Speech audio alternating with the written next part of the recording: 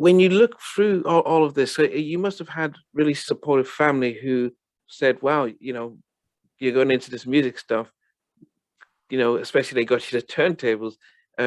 Or did you, I mean, how was that trying to navigate playing hip hop in a time when hip hop was almost regarded as this is street music? There was certainly a danger surrounding hip hop.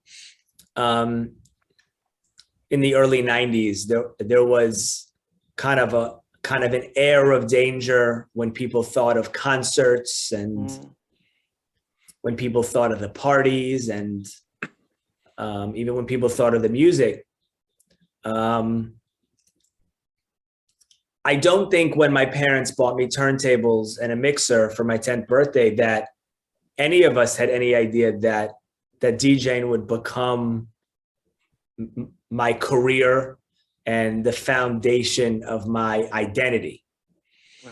I credit my parents tremendously for buying me an unconventional gift, for allowing loud music at all hours of the night, wow, for allowing me to have CDs and records with the parental advisory sticker on the cover.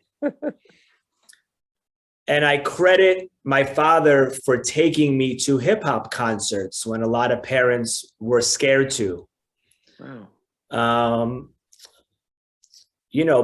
Parents might take their kids to a concert or a sports game or something they want to go to, but I only wanted to go to hip hop concerts. That's all I ever asked to go to. I was never a sports fan, never cared about going to the Knicks game or the Yankees game or the Giants game, never cared about going to pop concerts. I really just wanted to go to hip hop shows. Wow. And so I have a lot to thank my parents for. The exposure to the concerts when I wanted to go, the explicit music, the loud music, and of course the turntables and mixer. Without all that, I don't know if I would be DJ Cassidy. I think the biggest lesson I learned, I'm not a parent, but maybe one day in the future I will be, is to simply encourage your child's passion, because you never know what it will become. Yeah. I still worked hard in high school. I still went to college while I was DJing for Puffy and for Jennifer and for Jay and Beyoncé. All that started when I was in college. And there were moments in college where I still thought I would graduate and get a job at a record label or something like that. Okay. But once I graduated, it was crystal clear that I was a DJ and that was my profession. And I was already steps ahead of most kids graduating high school and college who had not yet found a calling. Yeah. And what a blessing it is to find a calling that you love, to be able to make $1 doing something you love. Yeah. Is a privilege that most people don't ever enjoy.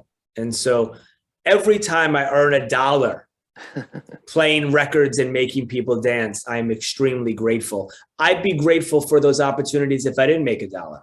Yeah. But when I'm able to support myself and to call it a profession, it's even more of a blessing. Yeah. You know what, isn't it? How did you stay focused to graduate from college? Because if you were doing among celebrities, making some good money, a lot of people would just say, well, what's the point of finishing college? There were moments where I said, what's the point of finishing college? Okay. There were definitely moments writing term papers at 4 a.m. I remember sometimes DJing the night before final exam, literally bringing the book to the club, because back in those days, I wasn't a headlining DJ. I played the club from 10 p.m. to 4 a.m. So from 10 p.m. to 12 a.m., there was a lot of downtime. I might have a book open over the mixer. Wow. And that was a real thing. What kept me going? I really couldn't begin to tell you. I think I had a certain sense of pride. Like I want to be able to say I did it. I wanted to be able to say I did it. And it does give me a little sense of pride that I did it. Yeah. Could I have left and accomplished everything I accomplished as a DJ? Quite possibly so. I'll never know. But I was a sociology major of all things. And sociology is really the study of people and study of human interactions and the study of how people move across the globe. And you know, perhaps some of that helped me in my ability to read a crowd. You know, DJing is a lot of people watching, right? Whether you're starting off the night at 10 p.m. or whether you're on stage in front of thousands of people or doing a little exclusive party in LA or New York, no matter what it is, you always have moments where you are people watching, studying what makes people tick, what makes people move. I do believe DJing is all about emotion. It's about creating emotion. Songs make you feel aggressive, sexy, romantic, laid back, energetic, violent. Songs create emotions. And so DJs take you on this emotional journey. So perhaps my sociological studies influenced my DJing abilities in some way. Yeah, no, I mean, you're totally right about that. And because there's a very difference when you have a DJ who's just playing the hits because you have got this exclusive hit, or somebody who brings a sound that you've not heard, but you feel as if you've known it before. In England, because I was born in England, but went to high school in Nigeria. They used to call it Ray Groove.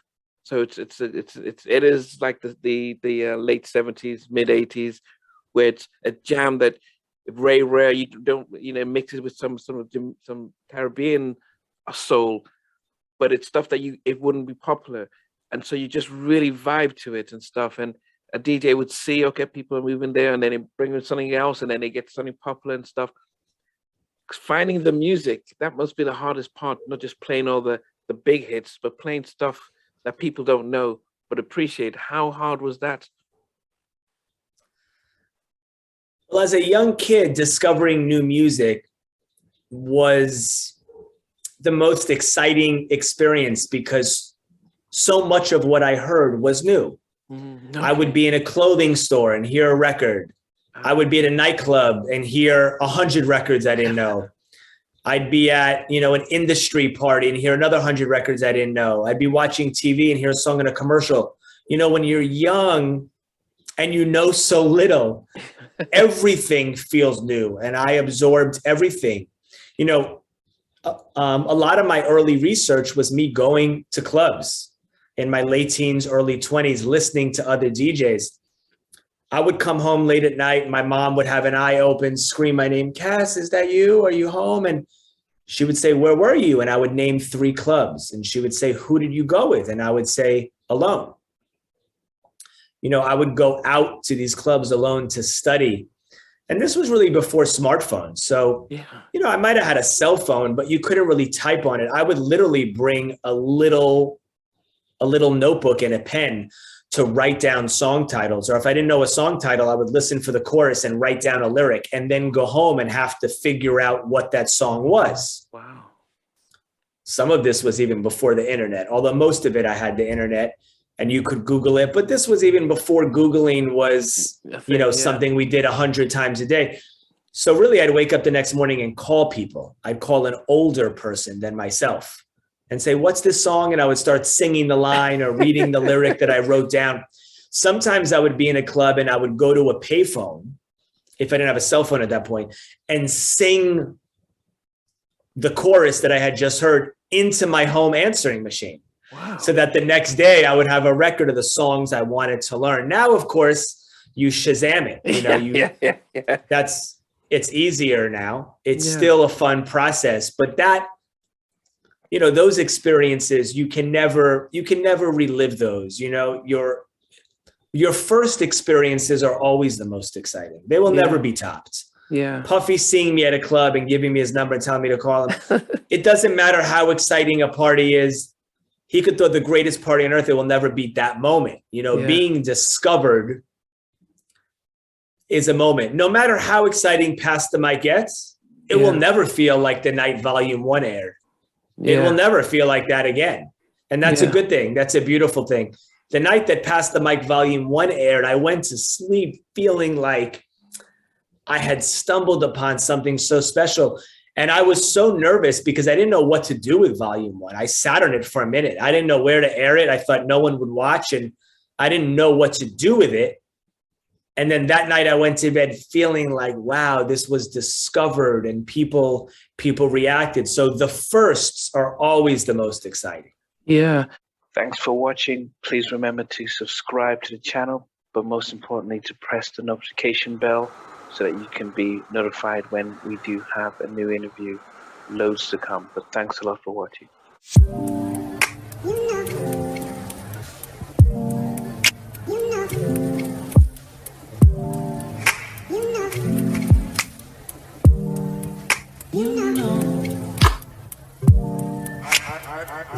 I begin to